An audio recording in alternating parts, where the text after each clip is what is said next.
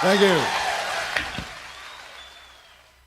Hello, ladies and gentlemen. My name is Jay. This is the GIGAOHM Biological. This is a high-resistance, low-noise biological information stream brought to you by a biologist. This is just a quick shout-out to Kevin McC, and I'm going to try and do it really quick tonight. I've got to wrap it up quick, and I got to be kind of quiet. And so we could do tomorrow night. We could do next week. We can do any time this week, but not tonight. I'm just going to run through this quick. I have some fun videos that I've captured for you guys, collected for you guys to try and make some points, and then I want to address the Lancet paper, and then move on to the week to come. I'm actually very excited about the week to come. I think I'm actually going to be able to stream every day. This week has been another one of those weeks where I thought I was going to be free, but I wasn't in my mind. As some of you are aware, there are some waves at work right now. I won't reiterate where I work. Those of you who know where I work know where I work. I'm a university employee. I'm a research assistant professor, faculty at a medical school, a research faculty, but nonetheless faculty.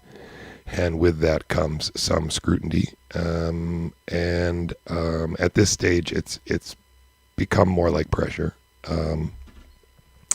And in that sense, there are things that I have to deal with besides my YouTube channel and besides preparing a live stream every day. Obviously, I have a full-time job that I'm trying to do, but not doing very well right now. And so that has distracted me. That's the reason why I've been gone for a little while, and I'm back now. So here is where we're going to be going today. So I started with Frank Zappa today. If you don't know Frank, you should. These are some words from a song of his. You will obey me while I lead you, and eat the garbage that I feed you until the day that we don't need you.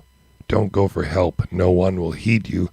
Your mind is totally controlled. It has been stuffed into my mold, and you will do as you are told until the rights to you are sold. I love Frank Zappa. Today we're going to talk about Build Back Better, Australia and New Zealand, financial laws in the UK, and probably the USA. We're going to talk about Fauci and excess deaths. We've been talking about the excess deaths across all-cause mortality rates for quite some time, and Fauci finally addressed this on CNN in a comically unbiological way. What they won't show you at all. I'm going to talk about the Great Reset, and then the Lancet rebuttal to the Great Barrington Declaration. And this is consensus science, and we're going to address what that is as well. So Build Back Better is a sustainable UN sort of slogan that has been spinning around the globe for a little while now, and especially after COVID-19 has broken out. And it's an international messaging type thing. In fact, even the recently triumphant re-elected president of New Zealand, or prime minister, or whatever she is, proclaimed they will build back better after the coronavirus. So this is a very well-spreading message. It's something that bums me out, because these are the kinds of evidence this is the kind of evidence that I think is very compelling for there being an organized, orchestrated, sort of concerted effort by nations and nation states and governments and even extra-governmental organizations around the world to cash in on this pandemic and to take advantage of it, to institute changes in all of our collective systems. And that's really what I'm most worried about from the perspective of politics and that kind of thing, and what really often gets confused in this live stream and with the biology that is my expertise. This is just some film evidence from Australia to give you the kind of idea of the language that they're using there. Keep in mind that in Australia they haven't really had the overload in hospitals that we've had here and we've seen in Europe. Australia and New Zealand have been able to largely avoid that, but they've avoided it with extreme lockdowns like we have not seen, with quarantines that we haven't seen, with track and trace we haven't seen. And so if indeed they are successful at not getting the coronavirus, not having a pandemic in either of these two, an epidemic on either of these two islands, it will only be because we build up herd immunity and it disappears. If it goes endemic, then they've just delayed something that we are all going to get through, that Sweden seems to already be through. Oh, sorry, I got to turn this up a little bit. A level of apathy, a level of complacency. I understand that, but I'm not happy about it. I'd also say this, the other area of danger is the place that we would normally consider to be the safest place on earth, our homes. You've already heard today that one of, or a number of the people who've actually now got the virus, got it in a home situation. And we'll hear more detail about that in due course. But it is both a safe place and a dangerous place. We must treat this new world order, this new world of COVID, we must treat this new world of COVID, even in our own homes, with a high level of care and caution. Can I ask all... So you heard what he said, right? We have to treat this new world order with new care and caution. I think the point here is, first of all, to see that Australia is not an island. Sorry, yeah, right. It's a great big giant continent indeed. Anyway, the thing about this that bothers me is that he is talking from this perspective that they have been successful at stopping the virus, and that if they just keep going with their current plan, or their current executing their current policies, that this will just continue to be rosy and everything will be great. And I assure you that this is not the case. As long as they keep people from not coming there, as long as the wind doesn't blow right, as long as they don't get any goods from outside, I guess it's possible. But at some point, because this is going to be an endemic virus, in my opinion, it's already by definition probably impossible to stop from being an endemic virus, that they're going to get it before the vaccine does anything reasonable, if there ever is a vaccine that can do anything reasonable. And again, that's a big question in my mind. There was another thing I wanted to say about what that clown said, but I don't even remember anymore now. But it bothers me. This kind of talk bothers me because, again, they're testing it out in my mind on Australia, and they're going to bring it back here. Life can go on as it is. But at the moment, what let me just listen to this again and see what he says. A level of apathy, a level of complacency.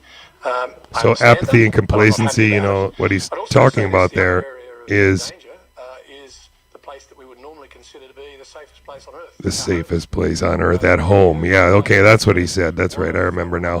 What I wanted to tell you about this is that what we have here when he's talking about at the home, which is a problem, when he's talking about at the home, we've already identified this as the primary way that COVID has been transmitting already months ago. We talked about this on my bike and in one of my first live streams, that the primary transmission that happens during the lockdown is at home, and that actually locking down in Italy and locking down in Spain, because of the way the family structure is in those places, is what led to a lot of the old people getting sick. And indeed, if you want to increase the amount of infectivity, once you've already mixed the population, and we saw this already from when they instituted masks, when they instituted the lockdown, was already when cases were probably pretty prevalent. Which means by locking down, what they did was they took all of the people who have been exposed, and then they put them with their loved ones and exposed all of those people for a very long time to anyone who was positive, rather than keeping the circulation light and our contact light with everybody in our lives. We locked down with a few people very hard, right? And everybody who it was not as effective as you imagine it to be. And in New Zealand and Australia, I believe, as a biologist, I'm making this prediction, that they will eventually have a problem. Just like Sweden doesn't have masks, just like Sweden looks like it's from 1990 because everything is normal there. You can't tell any difference between videos from Sweden now and videos from Sweden before COVID, except there are less old people. And that's because they've already gone through the biological pain of letting the virus become more or less endemic and irrelevant. Will people still get sick? Of course they will, just like they get sick from the flu. And we're going to talk about that tomorrow. I don't think we have time today. Look at what they're doing in Australia with people who have left their house and gone to the beach, but they're going to the beach farther away than where they live. They're not allowed to leave 5 kilometers from their house, so she's not following social distancing rules. She's being arrested at the beach. It's not clear to me whether they figured this out because someone reported her or whether they tracked her phone. But she's not socially distancing, and they called the police on her, and 8 or 9 cops are showing up.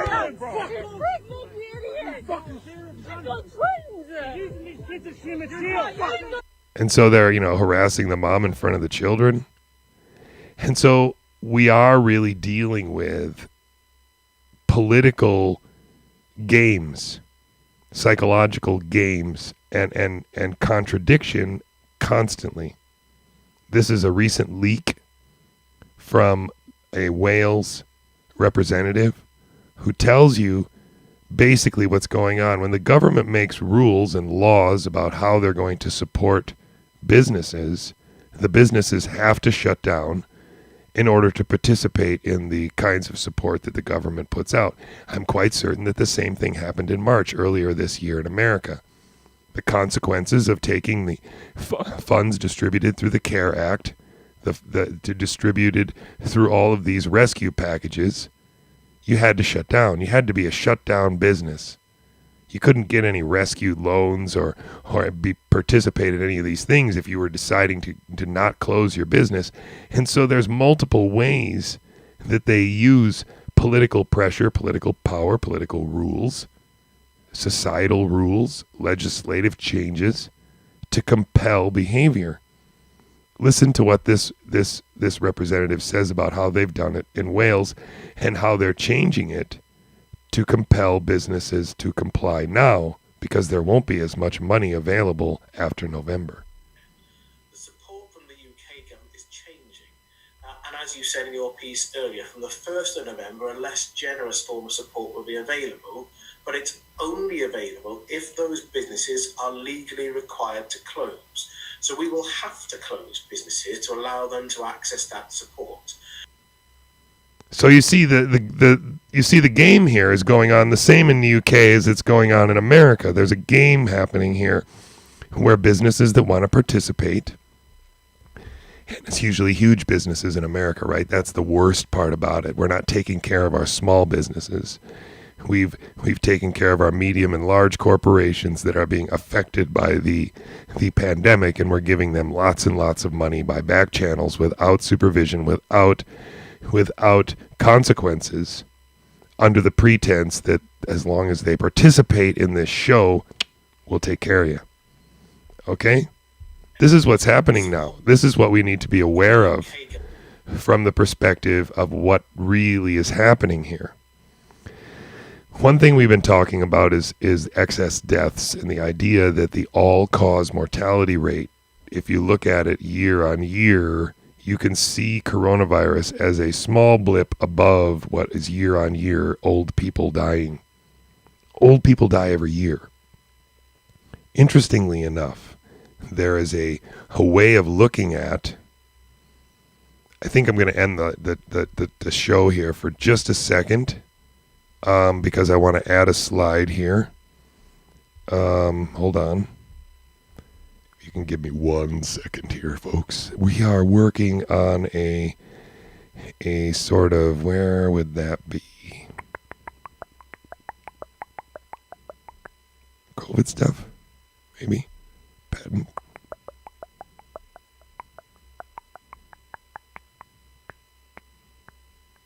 Oh man, where did it go? I gotta find it. Must find it. So there it is. So if we take a look at this little video here, I just want to show you this. And I want you to think about this, what we're talking about here again. Here we go. Going back. I'm going to check this out. Check this out. Yep, we're still doing there. Okay, good. So The Fauci and excess deaths, this is what we're talking about here, number 4. So when we think about Fauci and excess deaths, what we're thinking about here, what we're talking about here, this is better. Yeah, that's better. What we're talking about here with excess deaths is what are we looking at above what we would normally expect from people dying of car accidents, drug overdoses, heart disease, diabetes, cancer, gunshot wounds, all cause mortality rate. Great big bar here. And then above that is the excess deaths that are supposedly due to COVID. But the argument is, and the thing that we want to think about is, where could those other excess deaths come from? Why would there be more deaths this year than last year, the year before, on average? Or why would there possibly be this increase? One possibility is a change in the population distribution. Let me just give you an example. Here are the post-World War II baby boomer populations represented as women and as men. Here's the life expectancy in the United States, 78.5 years here across the middle. Yes, do we see this? So when this group, this big bump here, gets up to the death line, when that big bump gets up here, we're going to see an increase, a rapid increase in the number of deaths per year, because we just have more people alive now. And if they make it to this time period, we're going to have more of them. So just watch this video and see if you can imagine another reason why we might see a spike in deaths this year. You see? This is approaching the line up here. And so you can imagine a scenario where we have an extra wonderfully large population of vulnerable people here in America. Let's listen to his explanation for the possible excess deaths. And lastly, sir, there were 20% more deaths, not counted as COVID deaths, other deaths, 20% more than expected in the U.S. from March through August. Do you think that this is a sign that we are actually undercounting coronavirus deaths? Yeah. No, you can't say for sure, Jake, but it certainly suggests that that is the case, unless you can find another reason, which I can't think of there being these excess deaths in the context of coronavirus. You'd have to make an assumption that it's reasonably possible, if not likely, that those are deaths that are related to corona and they're just not being counted. I would just... Okay, I'm sorry.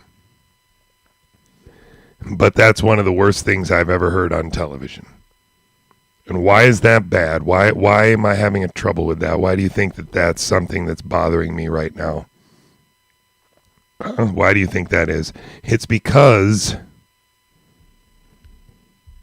the reason why this bothers me is because this is Tony Fauci saying that he can't come up with any other reason why there might be excess deaths during this coronavirus.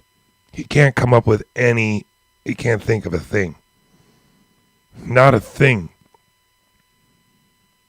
And I know all of us who are watching this right now can think of plenty of things that belong in this list that the doctor, who's supposedly the guy that we're supposed to listen to, can't come up with any other reasons other than must be COVID. It must be. Can't be suicide or alcoholism or Alzheimer's or undiagnosed neoplasms or any of the other millions and millions and millions and millions of things it could possibly be besides COVID. Every other year, no one else dies. And locking down for 6 months and destroying small businesses all over the United States and putting kids at home for 8 months, and there can't be any other reason why people would have died. No other reason. None. Okay, so here's the ethical skeptics graph. This is the CDC excess fatalities in blue, and he's calculating the net lockdown fatalities under the yellow in here. And it looks like the lockdown fatalities are about to cross over the CDC excess fatalities due to COVID-19. This spike here it looks very dramatic, but again, look at the all cause. Look at the y-axis here and realize that this is only 40,000. This needs to go down quite a bit. So in the grand scheme of things, we see a 20% increase in deaths. It's possible, but if we have all these old people coming up through the population pipeline, and there are old people that are in excess right now, this could be just a virus taking advantage of the fact that our old population is getting larger. Could just be biology, folks. I think it's just biology. So here's another ethical skeptic thing. This is the surge in cases that's happening right now compared to the surge in cases that happened in March and happened again in June in the South as our second wave of cases. So, yeah, we're going to need some help here because this is, we need to have some serious problems. By the time we get to April, we likely will have doses to be able to vaccinate anybody who needs to be vaccinated. But logistically, by the time you get everybody vaccinated, it likely will not be until the third or even the beginning of the fourth quarter of 2021.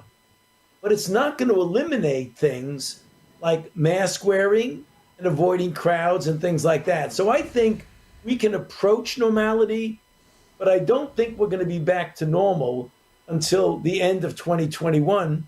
We may do better than that. I hope so, but I don't think so. By the time we Did you hear that? Not till next year, at the end of next year, we're not going to be back to normal. We're going to be wearing masks for another year. We're going to be socially distancing for another year. They're going to be messing with our kids for another year. I'm sorry, folks, but we need to put our feet down now. We need to work together now. We need to link up now. We need to elect people now. We have a very big problem on our hands right now. I have had trouble streaming because I'm not sure where to go with this. I don't want to be a conspiracy theorist. I don't want to be this guy who's losing his mind live on the internet. So manageable numbers. Bottom line, we don't have to worry about this one, right? Well, obviously you need to take it seriously and do the kinds of things that the CDC and the Department of Homeland Security are doing. But this is not a major threat for the people in the United States, and this is not something that the citizens of the United States right now should be worried about. Yeah, right. So, right. I mean, there's no reason for anyone right now in the United States with regard to coronavirus to wear a mask. There's this misperception that wearing a mask, even if you were in an area where there was transmission, is going to absolutely protect you. A mask is more appropriate for someone who is infected to prevent them from infecting someone else. So then the argument, remember, then it became that, well, since so many people can be asymptomatic and spread it for like months after they're asymptomatic, then we all have to wear masks. So this has really evolved into something that we really don't, I mean, we really cannot tolerate this anymore. We can't.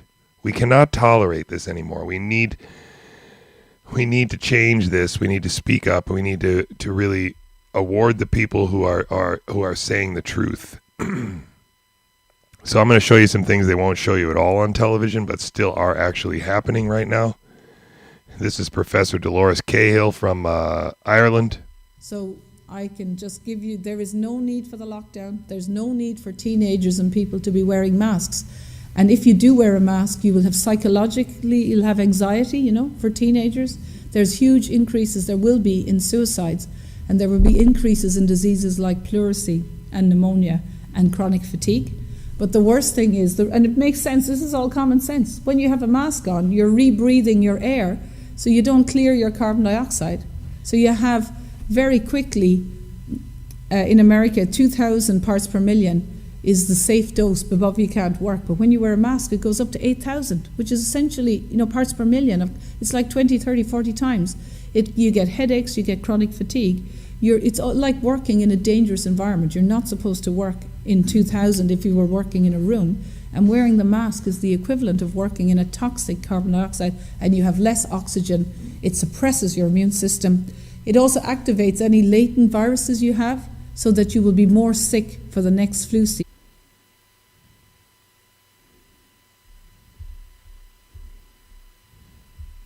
season, as well as, 90% of communication is non-verbal. So you have, loneliness and anxiety, and it actually subconsciously makes you stressed when you can't see people's expression, because your subconscious part of your brain doesn't really know what basis, whether they're, friendly or not. You can't actually read the clues. So there's no need for lockdown, there's no need for not having churches, there's no need for social distancing, and it can all be on overnight.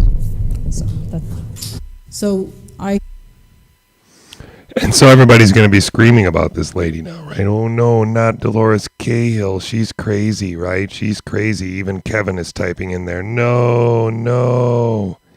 I'm sorry, Kevin, and all of you are fools.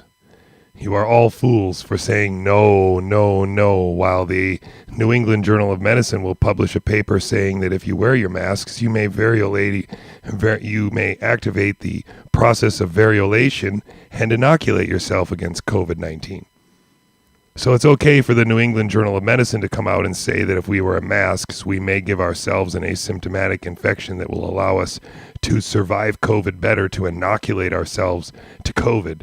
But it's not okay for Dolores Cahill to say that other viruses that are in you will come out into the mask and reestablish themselves into your immune system and activate your immune system in a similar way. That is the kind of bullshit biology that I don't want to talk about anymore. So if you're going to say that someone like this, or someone like Judy Mikovits is crazy for saying that if you wear a mask, you activate your own viruses, but you're not going to say that the Lancet and the New England Journal of Medicine are crazy for saying that if you wear a mask, you might be able to protect somebody, or that you might stop a virus that is less than 1 micron across, then I don't think anyone is being really genuine here. There are literal studies where people that are overweight and are not in good shape and don't wear masks regularly, if they do wear a mask for a long period of time, their CO2 concentration does go up. Have you put a monitor on your finger and worn a mask for an hour to see if it changes, Kevin? Because I have, and mine changes, and I ride a bike every day. I'm in probably better shape than 90% of the people watching this show right now. And I've done it already. I've checked. A paper mask makes my oxygen or CO2 concentration in my blood go up. It doesn't change my oxygen level, but it changes my CO2 level. And the CO2 level is the level that makes you feel like you're suffocating, not the oxygen level. And you should know that too, because that's basic physiology. The alarm that burns in your lungs is the CO2 level. We know this from high school physiology. So when the CO2 level goes up as a result of wearing masks, you feel stress, even if your oxygen level stays constant. And somebody who wears a mask every day at work, like a nurse or a doctor, can't make a normal argument about a mask because they're able to change the mask whenever they want to. Because they do change the mask whenever they should. Whereas the average poor person in America can't do that. The average poor person in America might not be able to afford to do that, won't do it because they can't. And wearing a paper mask for a week, no doctor would ever say do that. No nurse would ever say they do that. So you can mock Professor Cahill if you want to. You can mock her for her CO2 things, but you've never tested it, Kevin. I'm sorry, but you haven't. And I'd be willing to bet dollars to donuts that if you did actually get a CO2 monitor and wear a mask for an hour, that your CO2 level in your blood would go up. And you know physiologically this means that your stress level would go up. The kinds of things that she's talking about are the same things that everyone else is talking about with regards to masks. And the flu going away, which we will talk about tomorrow, is not evidence that the masks work. It's evidence that there's a limited number of niches, there's a limited number of opportunities in your body for a virus to explode. And if the coronavirus is the one that's exploding in most of our systems right now, there's not a lot of room for a lot of other viruses to do their thing. because the coronavirus has activated, the novel coronavirus has activated cellular mechanisms in our own cells that are also active against other viruses trying to replicate in those cells. And so other viruses don't have a chance. I'm sorry that everybody's really sad about all this stuff, you know, that like this guy, everybody thinks he's a stooge. The guy who shows that there's a patent the following sentence for was written in coronavirus. a patent application. Quote, Remember? if on Remember that guy? What about this dude? He's a lawyer from America, speaks German. And I have been admitted to the bar in Germany and in California for 26 years. I have been practicing law primarily as a trial lawyer against fraudulent corporations such as Deutsche Bank, formerly one of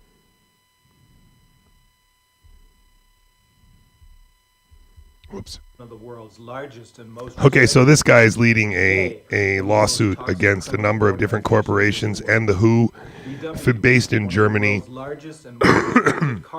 So you can look this up if you want to. I sent you the link. This guy is serious. His organization is very serious. Maybe you didn't see this on the news, but the Orthodox Jews in New York last week protested the lockdown. And it was pretty festival. Unfortunately for some of you guys, the Trump flags were crazy there. Apparently the Orthodox Jews in New York are very much supporters of Donald Trump. NYPD was booed as they tried to stop the mask burning. They were burning masks, and the New York Sheriff's Office kind of tried to do it, but they said, go home. It's pretty rough. Trying to stop a Jewish protest must be as tricky as trying to stop an armed black militia protest. I think it might be just as sketchy. There's not a lot you can do other than to get out of the way. So, yeah, they were burning masks. I mean, this is pretty amazing, right? And this was last week. Did you see this on PBS NewsHour? Did they cover this on CNN? Did you see any of this at all? I didn't see any of this. I didn't. It happened, but I didn't see it. They don't want you to know about this stuff. Did they tell you what Donald Trump said about lockdown the other day? Scientific lockdowns pushed by left-wing politicians are needlessly destroying millions of lives. They decimate livelihoods and lead to suicide, drug overdose, depression, heart disease, delayed medical treatments, and reduced life expectancy. So interestingly, even Donald Trump can come up with a few reasons why there might be excess deaths due to a lockdown. But Tony Fauci couldn't come up with any other reason on CNN. You know, he'd have to come up with another reason, which I just can't come up with right now. I can't think of another thing that would cause excess deaths in this crazy time. What a wacky place we live in, right? Only the crazy-ass Donald Trump can come up with any Looney Tune conspiracy theories why other people would die. And then they can only put it on Sky News where no one Americans can see it. What about this dude? What's he got to say about closing schools? He must know something, right? To wrestle with this. I think it is important to try to be factual as we go through this. When we look at right now the mortality of this particular COVID virus, in the first almost 218,000 people we looked at February to July, there was 52 individuals under the age of 18. And if I recollect, about 35 were actually school age. Some of them were younger than school age. We're looking critically at those individuals, and clearly there's an increase in comorbidities. All comorbidities. They were all comorbid. We've already assumed. But I think that's important because what that means actually is the risk per 100,000 so far, into the outbreak, 6 months into it, is in fact that we're looking at about 0.1 per 100,000. 0.1 per 100,000. Say that it's 1 in a million. And I'm not trying to belittle that. 1 in a million. I'm just trying to make sure we look at it I proportional. see. Because if you do the same thing for influenza deaths, okay, for school-age children over the last 5 years, they're anywhere from 5 to 10 times greater. So I want people to understand the risk properly as they make that decision. Oh, so we should close the And schools obviously because it's like influenza, 5 to 10 we also times benefit less from having dangerous than therapy and a flu. vaccine I see. too. So that makes a lot of sense, right? That makes total sense. They're totally telling us the truth. This is all real. I mean, you can just ignore that, right? Because, we have to still be worried because if we open the schools, then some of these old people might get sick, right? Or these people that are already very vulnerable might get sick if we open the schools. So I think what we should do is just keep the schools closed. Everybody can homeschool until these old people all die of natural causes, and then we can open the school again, right? When all of the people who are vulnerable have died of natural causes other than COVID, then we can open the schools and everything will be fine. Look, I'm not going to play this game anymore because it's now this kind of, the show is really over for me, and now this is all just malarkey, and I'm starting to get quite frustrated with it. I mean, this is on Sky News Australia again. This guy's going to come off as a little bit of a right-wing Looney Tune, and it's a left-wing conspiracy theory, but he's talking about the Great Reset. Listen. We've all heard of Davos and the World Economic Forum. That's that gabfest that takes place every January in the beautiful Swiss town of Davos. And apart from all the lovely pop stars and movie stars who jet in on their private Learjets, all sorts of major corporations and governments, including ours, send delegates to this flash red carpet economic event every year. Indeed, since the very first Outsiders, we here on this show have highlighted the absurdity, hypocrisy, and sheer repugnance of billionaires like Bono prattling on about the evils of capitalism. And of course, last year we had the silliness of Greta Thunberg lecturing world leaders about climate change. What a joke. Well, this week we had some good news. Maybe because they're panicking that not enough squillionaires will feel like heading out to the freezing Swiss Alps in the middle of the coronavirus, the World Economic Forum announced a couple of days ago that Davos in January has been postponed. You see, the next World Economic Forum isn't just some lovey jet-setters climate gabfest. It's an anti-democratic enterprise designed to destroy your job, steal your prosperity, and rob your kids of a future. It's a hardcore, leftist, eco-horror show replete with quasi-fascism. I spoke a couple of weeks ago here about the disturbing trend among many of the world's left-wing elites to increasingly conflate COVID-19 with climate change, with many going so far as to suggest that all the measures applied to the coronavirus, the lockdowns, the destruction of businesses, the suppression of dissent, curfews, strong-arm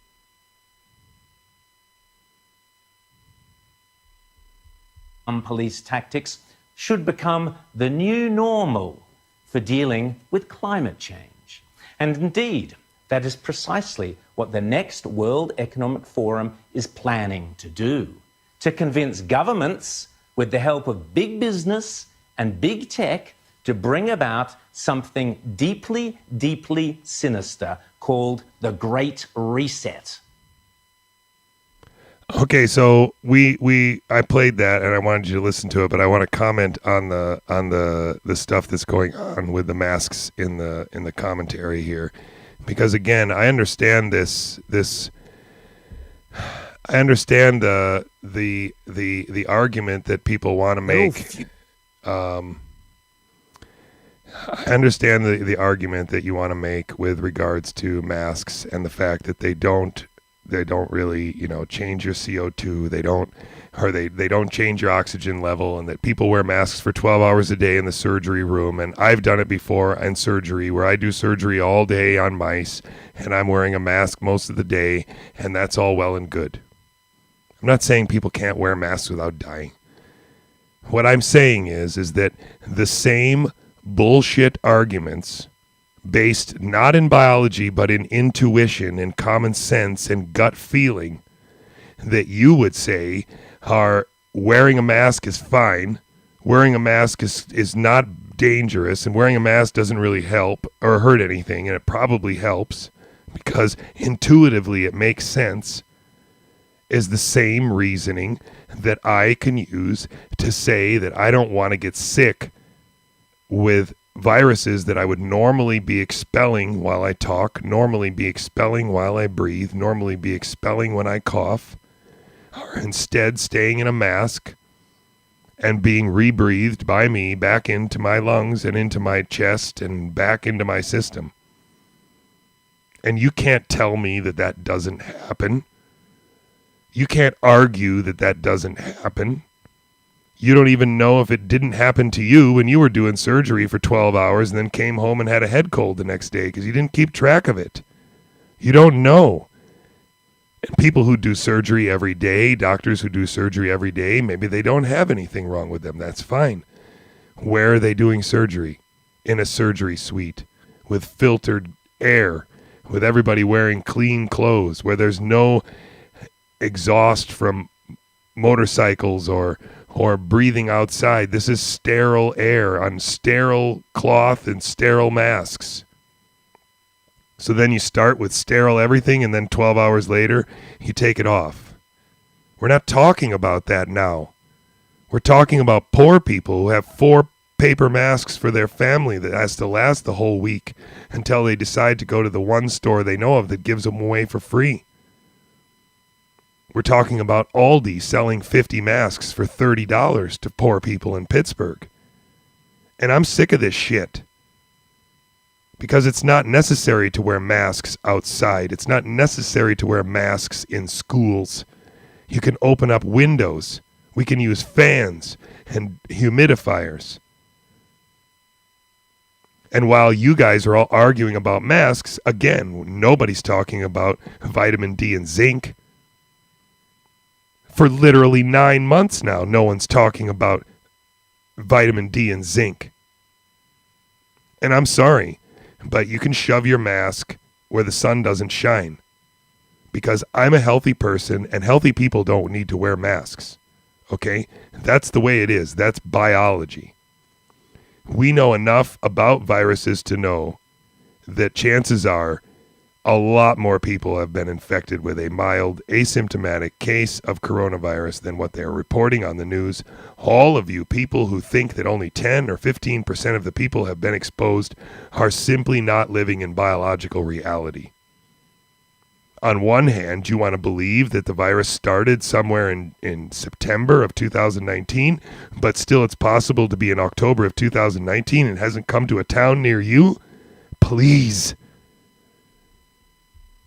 And you have all these contradictory messages. Here's a guy on talk radio telling us that there is no great reset. They're all furious on Twitter, shouting away, being brave. Oh, it's the great reset. You don't understand. We're clever. We know. It's a conspiracy theory. Conspiracy. There's secret men. They're going to reset the whole world. Don't you get it? Don't you understand? You're fools. You're ignorant. So give us a call then. Any of you. One of you, 0344 499 1000, or are you too scared? See, now we're too scared to call him, right? Number one, the absolute first thing we have to keep in mind with the Great Reset is that if you want to know anything about the Great Reset, you have to look up the Corbett Report. The Corbett Report will tell you exactly what's going on. Okay, it's about an hour-long video. It's the best. Corbett is an American living in Japan. He's a fantastic investigative reporter, can summarize things on YouTube much better than me.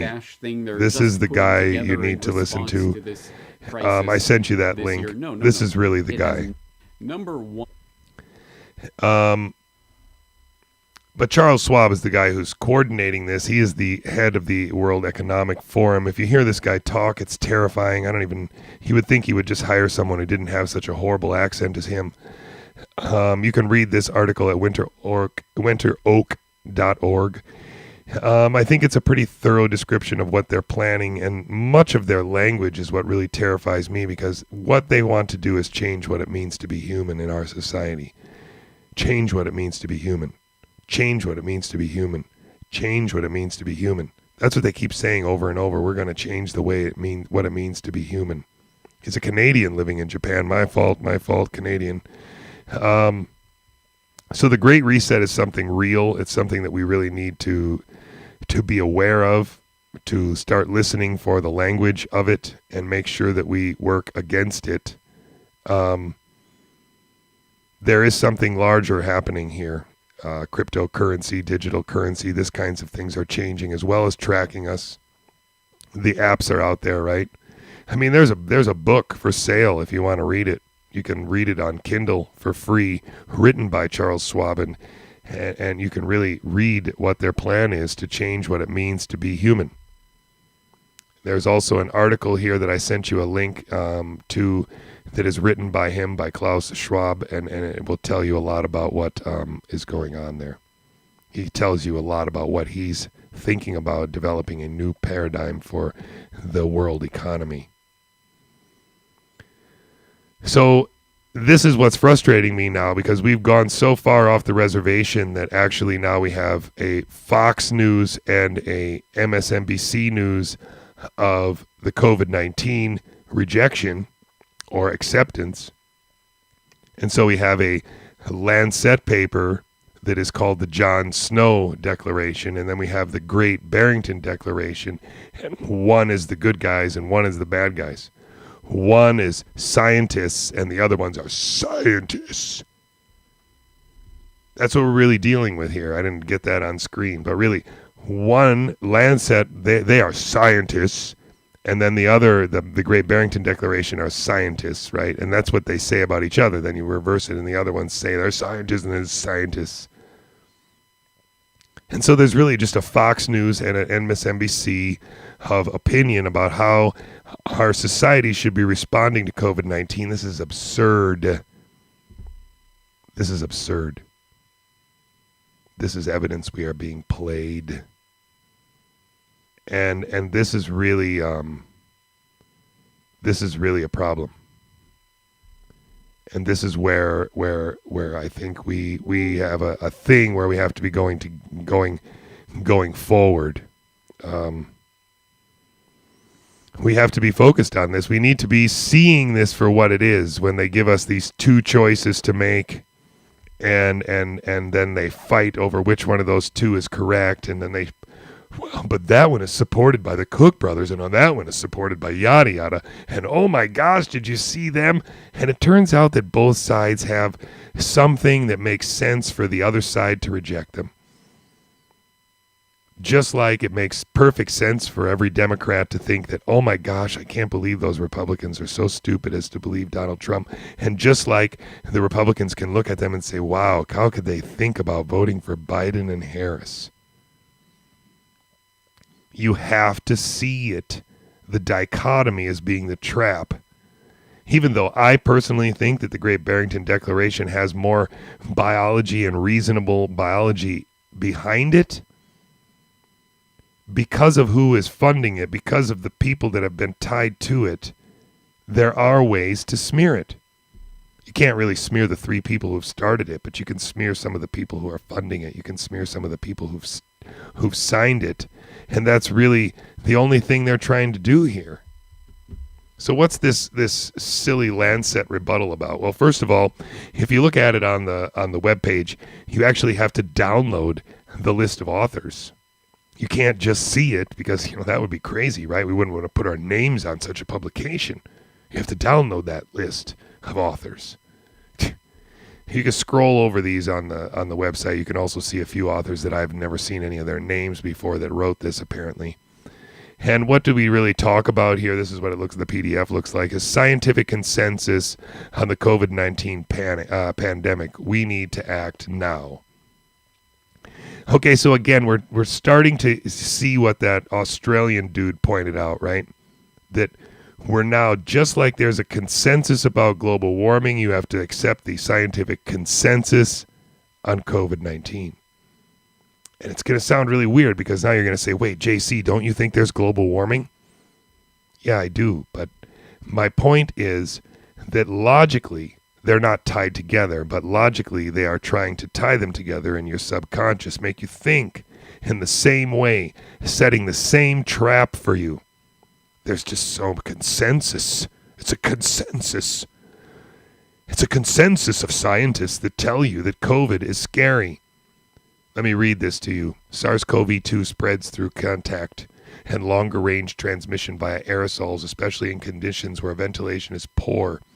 We also know now that if the humidity is very low, that also helps a lot. So going into the winter, one of the things to have in your house or at work is a humidifier to make sure the humidity is above 50% in every room. Pro tip. It's high infectivity combined with the susceptibility of unexposed populations to a new virus. That susceptibility to the population to an unexposed virus is up for question, right? Because there can be overlapping immunity with other viruses. Creates conditions for rapid community spread.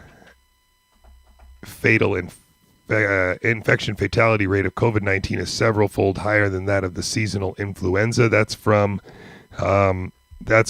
this paper right here, Lancet Infectious Disease 2019, a model-based analysis. Huh? So their citation for the infection fatality rate of COVID-19 being several-fold higher than that of seasonal influenza is based on a model paper from 2019. Are you seeing this? Are you following this? Are you catching where I'm taking you here? I haven't even started. With this paper. I am on the second paragraph. And their second citation, which tells you what the infection fatality rate is as calculated by a model in 2019. Don't you guys remember what we were talking about and what models we were talking about in 2019? How dare the Lancet cite themselves and call it consensus? Consensus in what? The fact that a bunch of stooges signed this? And a bunch of what? Copy editors wrote it? Like, they picked a paper from 2019, a modeling study from 2019 to justify the infection fatality rate being several-fold higher than the flu. You did hear Redfield just tell you that the flu is 5 to 10 times more deadly for people under the age of 18, didn't you? Didn't you hear that?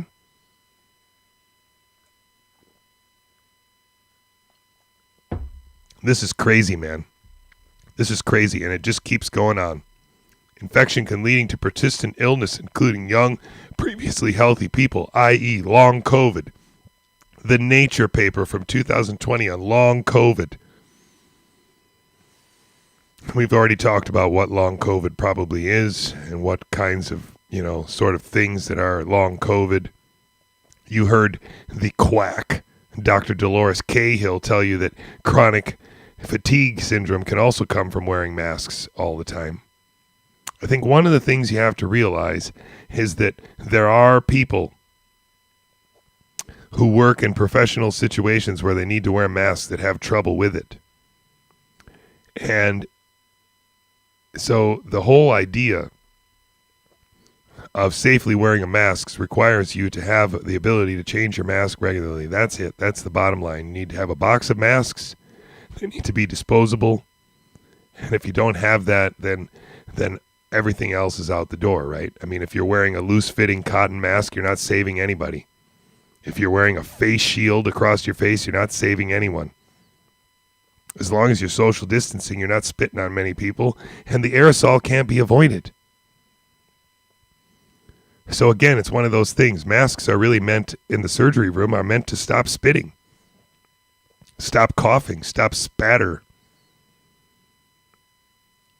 And so it just doesn't, it's not jiving right now. This is just about conforming to the rules and making sure that we follow the rules and we show everybody that we're following the rules.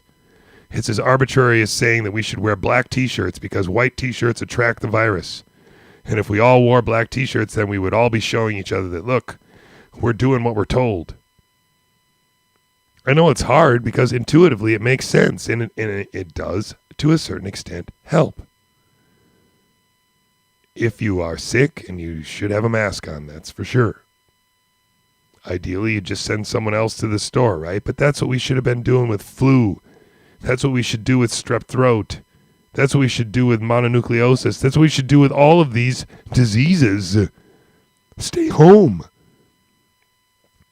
So the main argument that they're making here really is asymptomatic transmission is the problem. Transmission of the virus can be mitigated through physical distancing, the use of face coverings, hand and respiratory hygiene, and avoiding crowds and poorly ventilated spaces. Rapid testing, contact tracing, and isolation are all critical to controlling transmission.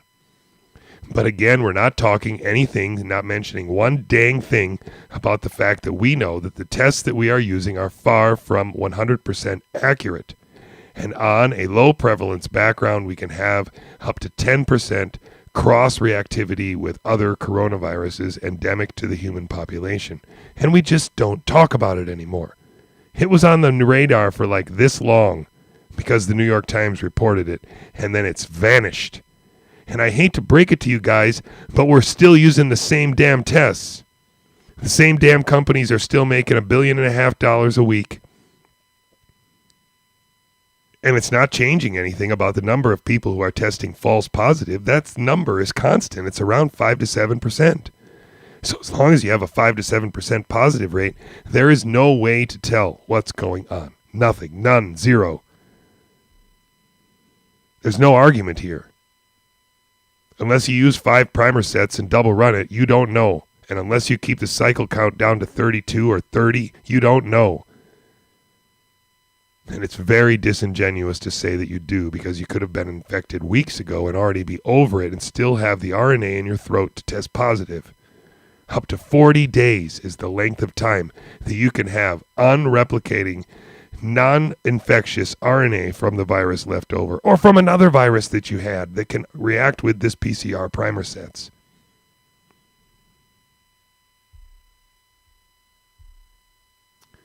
This has understandably led to widespread demoralization and diminishing trust. The arrival of the second wave and a realization that challenges ahead has led to renewed interest in a so-called herd immunity approach, which suggests allowing a large, uncontrolled outbreak in the low-risk population while protecting the vulnerable.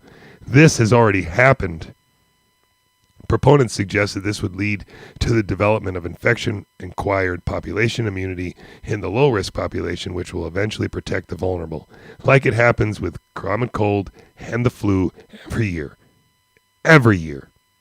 This is a dangerous fallacy not supported by scientific evidence. Unsupported by scientific evidence. None. There's none. None. Forget all those Cell papers and Nature papers about T-cell cross-reactivity. Forget about all those papers that showed antibody seroprevalence back in February.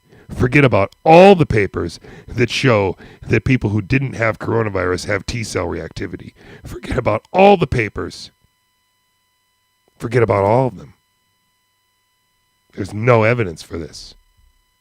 Once again, we face rapidly accelerating increase in COVID-19 cases across much of Europe and the USA and many other countries across the world. It is critical to act decisively and urgently. There are no citations here. We have no exact numbers, and we're only basing this on inaccurate coronavirus PCR tests. And so the wording should actually say the PCR positivity is increasing rapidly across much of Europe, USA, and other countries. It is critical to act decisively and urgently to decide whether or not this increase in COVID PCR positivity is related to any disease. Effective measures that suppress and control transmission need to be implemented widely, and they must be supported by financial and social programs that encourage community responses and address the inequities that have been amplified by the pandemic. That sounds good, but it's actually not. It's like words, you know. They sound good, but they don't mean anything. That sounds like that they're going to fix something, but they don't mean to fix anything. The people who are not losing their jobs, like university professors, they're not losing their job. They're social distancing, staying at home, and they don't mind. Because they don't work at a bar or a restaurant or have a business that requires people to walk in. They don't have to find a new source of income. They just have to chill and wait. Continuing restrictions will probably be required in the short term to reduce transmission and fix ineffective pandemic response systems in order to prevent future lockdowns. The purpose of these restrictions is to effectively suppress SARS-CoV-2 infections to low levels that allow rapid detection of localized outbreaks and rapid response through efficient and comprehensive find, test, trace, isolate, and support systems, so life can return to near normal without the need for generalized restrictions. Protecting our economies is inextricably tied to controlling COVID-19. We must protect our workforce. And then look at this. Japan, Vietnam, and New Zealand, to name a few countries, have shown that a robust public health response can control transmission. Japan's having an outbreak right now. Japan's case number is going up right now. Like, it's not ever really gone down, right? It's just kind of stayed there and gone and continued, and if anything, it's going up now. I don't know about Vietnam, and New Zealand has put like people in total lockdown and total quarantine when they come there. And so they've been able to sustain some level of not having an outbreak, but they're not going to avoid it forever, I assure you. And interestingly enough, why not put Sweden on here? Why not just mention it? You don't want to address the fact that the only country that... Why not mention some of the other countries that aren't having a real big problem with it? Morocco, Africa, like that's a continent, right? Not really a big deal there yet. Why not talk about them? Why not address them? Why pick New Zealand, Japan, and Vietnam? Why not Sweden? It's because this isn't a genuine article. This is not a genuine opinion.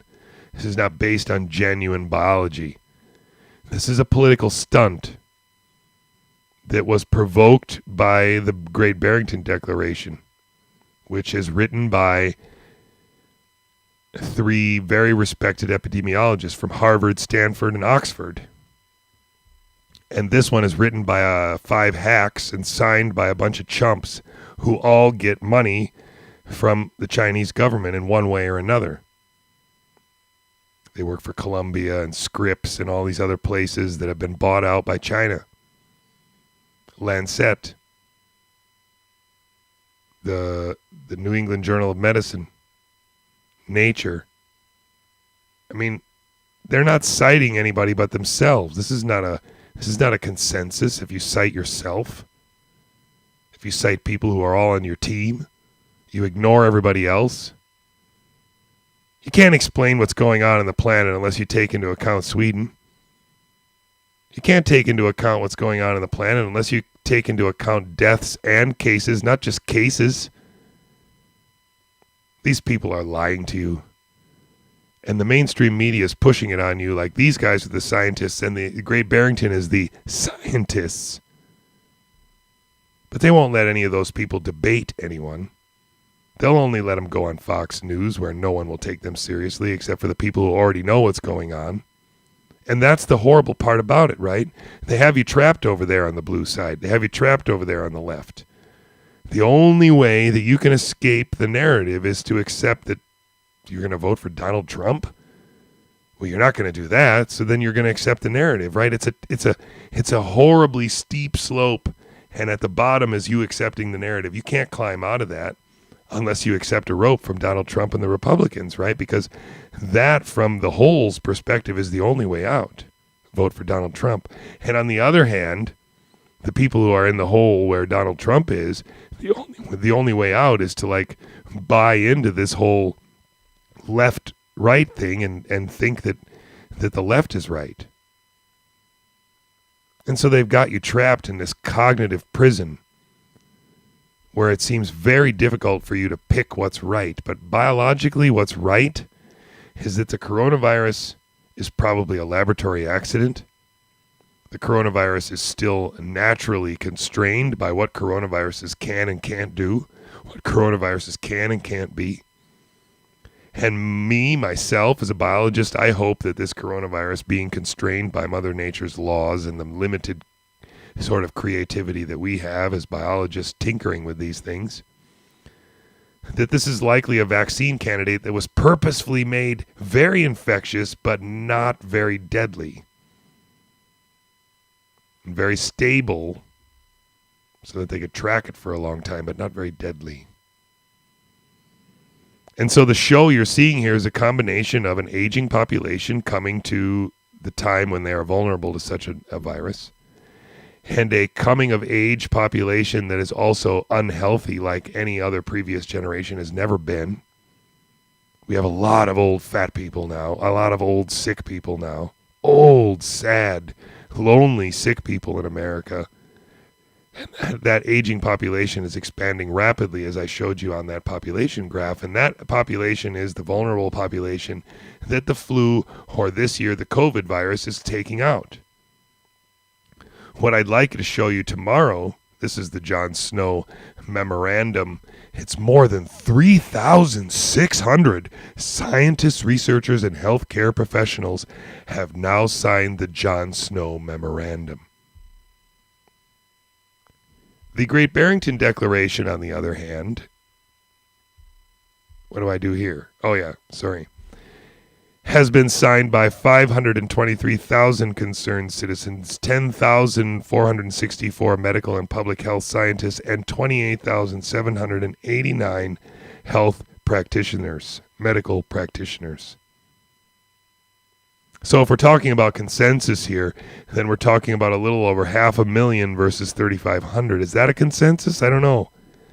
I'm not sure if that's a consensus or not. It seems like kind of a consensus if you have like 500,000 concerned citizens and 10,000 plus 28,000. It's like 30,000, 40,000 healthcare workers, scientists, and whatevers versus 3,500. That seems like something like that. It seems like something like that. I'm a little worried about where we're going now because of this sort of extreme sort of, we are really at a tipping point here. And so what I want you to see and where we're going now, I'm going to get this big here so I can get this camera switched out. Didn't I bring it up? I didn't. So where we're going now really is this place where you're just going to hear people talking about stuff that is not real anymore. And they're going to be saying things that aren't real anymore. And that's where it's going to get frightening, because we're not talking about how to interpret particular numbers. We're just talking about numbers now. And we're not even going to argue anymore about whether it's right or whether it's wrong. We're just going to say whatever we want to say, and we're going to wave numbers in front of your face, and it's not going to matter anymore. That's what's frightening to me, because there is a phenomenon which is happening that we're not talking about, and it is very, very frightening. And that is that the flu is, for all practical purposes, in the southern hemisphere and northern hemisphere, is gone. And the numbers are released by the WHO and by local national CDCs have shown that the flu is gone. And I think that we have to be very, very careful as we move into this narrative where they're trying to tell us that the flu and the coronavirus are going to work in concert in the fall and in the winter, because I think actually what we are already witnessing from the southern hemisphere, from the biological perspective of the southern hemisphere, is that the flu and the coronavirus are essentially, coronaviruses and rhinoviruses are all essentially competing for the same biological position in our body or in our system. And once one virus has occupied that position and activated our immune system, the immune system is activated in such a way that other viruses are not able to replicate on that background. So to say it very simply, you're only going to get sick like once a year by a known severe respiratory virus. And so if that virus this year is coronavirus, you're not very likely to get the flu because you've already kind of had your immune system kickstarted and on, and everything's awake, and so the flu doesn't have a chance to catch up. And so it seems in the southern hemisphere that the flu has all but disappeared, and the coronavirus has taken its place, or maybe that the social distancing has caused the flu to disappear, but that's not really what we see in North America. Because, of course, the COVID is here, and SARS-CoV-2 is here in America, and the flu is not. And that disappearance of the flu could be biologically explained very parsimoniously by just saying that there's really only one niche in our body for a major virus infection, and so you can't have comorbid virus infections like flu and coronavirus. And tomorrow what I'd like to talk about is a study which was done in 2011, which showed that rhinovirus competition was what ended the swine flu pandemic in 2009. Rhinoviruses came on hard, and the flu didn't have enough of a niche to spread as a pandemic that year. So I think I'm going to be able to convince you tomorrow with that this flu thing is something that we really need to take very seriously, and lots of people need to consider seriously whether to take the flu vaccine or not. I have a couple papers, and you have seen them before. I'm trying to find a few more and collate them all together that have shown that taking the flu virus can make you more susceptible to coronavirus infection and to rhinovirus infection, and this has been shown in children and adults. So while you may or may not have a less severe bout with the flu, you are more likely to have other respiratory virus diseases. That may or may not somehow jive with this idea that there is this one niche. I'm not really sure how that would jive with it. We'd have to talk about that, but I do think that the possibility of activating your immune system with the flu virus is somehow setting your body up for more symptomatic infection with other viruses. Does that mean necessarily bad or worse? No, not at all. But it does mean that symptomatically it could be more obvious that you got an infection from another virus after the flu vaccine is injected. So anyway,